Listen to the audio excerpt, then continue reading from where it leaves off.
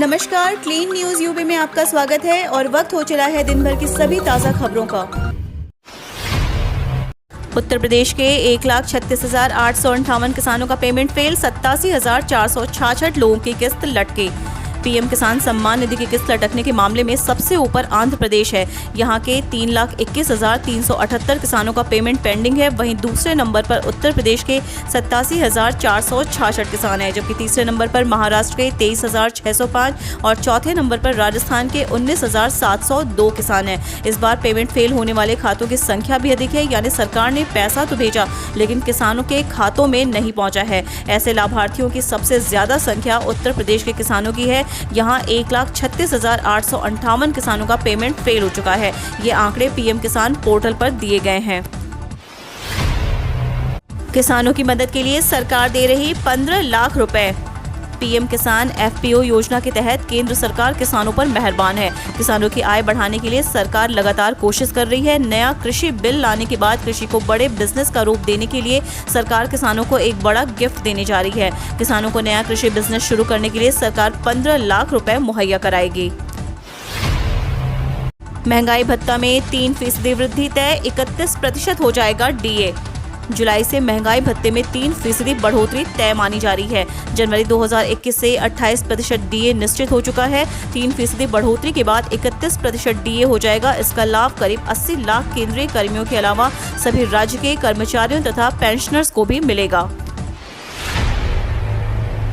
गांव में घर घर मिलेगी बैंकिंग सेवाएं, 58,000 महिलाओं को मिलेगा रोजगार। यूपी सरकार बना रही बीसी सखी।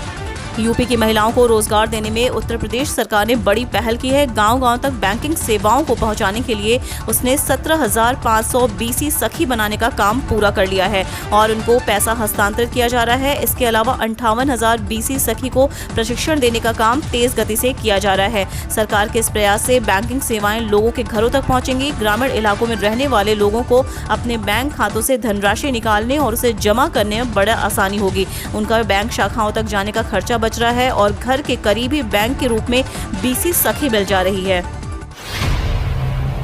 इन बदलावों के साथ 100 दिन बाद आज से खुले यूपी के स्कूल। टीचरों के लिए लागू है यह नया नियम।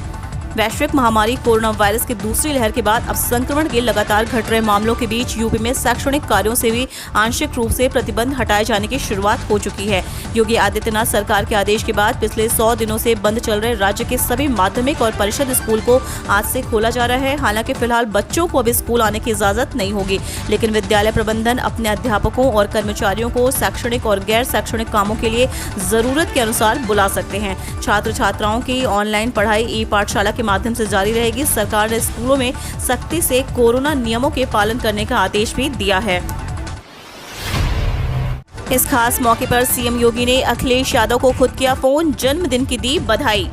पूर्व मुख्यमंत्री और समाजवादी पार्टी के राष्ट्रीय अध्यक्ष अखिलेश यादव आज यानी 1 जुलाई को अपना 48वां जन्मदिन मना रहे हैं। इस उपलक्ष्य में सपा नेता और कार्यकर्ता कल से ही जगह जगह केक काटकर खुशी का इजहार कर रहे हैं और मंदिरों में पूजा पाठ कर उनकी लंबी आयु की दुआ मांग रहे हैं। इस खास मौके पर सीएम योगी ने भी खुद अखिलेश यादव को फोन किया। उन्होंने सपा मुखिया को जन्मदिन की बधाई दी। मायावती ने छोड़े सियासी तीर, बोली कांग्रेस के नक्शे कदम पर चलती रही बीजेपी तो होगी वैसी ही दुर्दशा। यूपी में अगले साल होने वाले विधानसभा चुनाव की तैयारी में जुटी बहुजन समाज पार्टी की प्रमुख मायावती ने गुरुवार को जमकर सियासी तीर छोड़े। एक के बाद एक ट्वीट करते हुए मायावती ने बेरोजगारी का भी मुद्दा उठाया और कहा कि यदि भाजपा भी कांग्रेस के नक्शे कदम पर यूं ही चलती रही तो उसकी भी वही दुर्दशा होगी जो कांग्रेस की हुई है।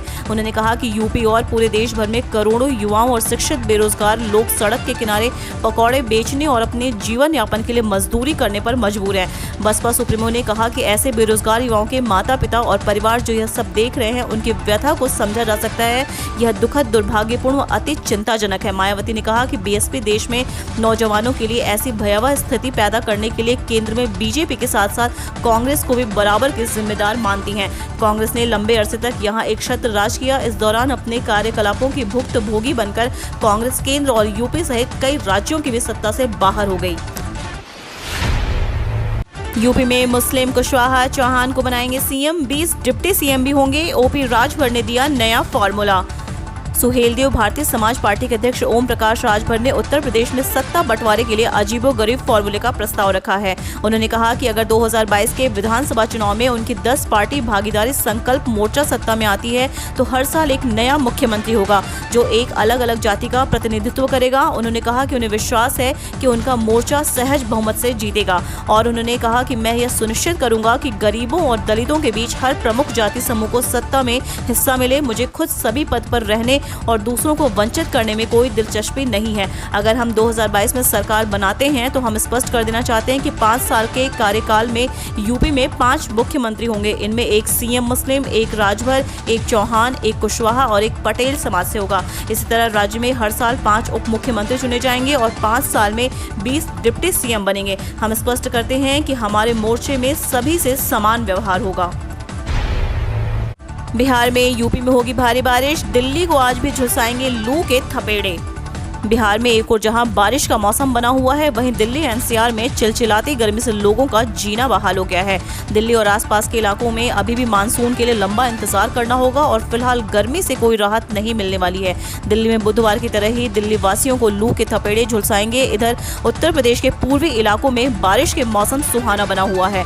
पूर्वी यूपी में जहां बारिश का माहौल है, वहीं पश्चिमी यूपी में गर्मी ने लोगों को बेहाल कर रखा है। भीषण गर्मी का प्रकोप केवल दिल्ली एनसीआर तक ही सीमित नहीं है, बल्कि पंजाब और हरियाणा, राजस्थान, यहां तक कि जम्मू में भी तापमान बढ़ रहा है। मौसम विभाग ने बिहार, पश्चिम बंगाल, सिक्किम समेत पूर्वोत्तर के राज्यों में कई जगहों पर भारी बारिश का अनुमान लगाया है। पिछले 24 घंटे में देश में 1000 से ज्यादा मौत। जानिए यूपी में कितने आए कोरोना के नए केस। भारत में एक दिन में कोरोना संक्रमण के 48,786 नए मामले सामने आने के बाद देश में संक्रमितों की संख्या बढ़कर 3,04,11,634 हो गई है। वहीं 1005 और लोगों की संक्रमण से मौत के बाद मृतक संख्या बढ़कर 3,99,459 हो चुकी है। केंद्रीय स्वास्थ्य मंत्रालय ने इस बाबत जानकारी दी है। देश में कोरोना संक्रमण का इलाज करा रहे मरीजों की संख्या कम होकर 5,23,257 रह गई है। उत्तर प्रदेश की बात करें तो पिछले 24 घंटे में यहां कोरोना से 3 और लोगों की मौत हो गई, जिसके साथ ही राज्य में इससे मरने वालों का आंकड़ा बढ़कर 22,591 पहुंच गया है। प्रदेश में संक्रमण के 165 नए मामले सामने आए और इसके साथ ही अब तक इसकी चपेट में आए रोगियों की संख्या बढ़कर 17,06,107 पर पहुंच गई है। हम रोज ऐसे ही न्यूज़ लाते रहेंगे। यदि आपने अभी तक क्लीन न्यूज़ यूपी को सब्सक्राइब नहीं किया है तो फटाफट सब्सक्राइब कर ले, साथ ही बेल आइकन को दबा दें ताकि कोई भी अपडेट मिस ना हो।